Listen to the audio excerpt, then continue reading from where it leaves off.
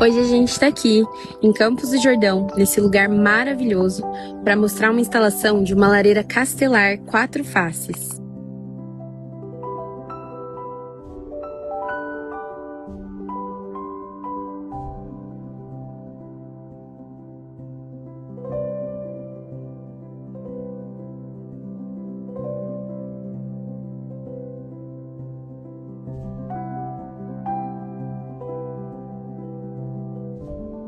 Devido às suas 4 faces, é um equipamento ideal para ser instalado no centro do ambiente, assim como foi feito nesse projeto.